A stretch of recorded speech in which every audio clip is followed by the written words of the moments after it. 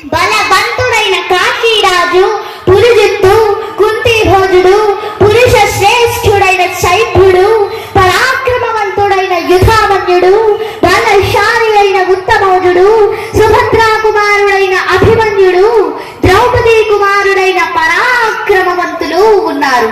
వీళ్ళందరూ మహారథులే.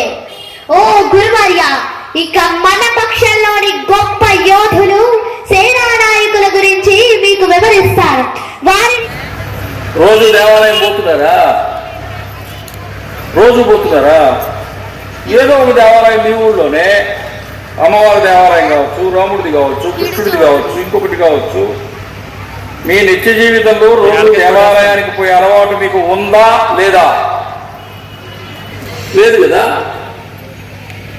కానీ దేవుడు తలనొప్పి వస్తే, మోకాలు నొప్పి వస్తే, నడువు నొప్పి వస్తే, మెడ నొప్పి వస్తే, రాముడా, కృష్ణుడా, ద్వారకా తిరుమల, తిరుమల వెంకటేశ్వర స్వామి మొత్తం వచ్చేస్తారు గుర్తుకి.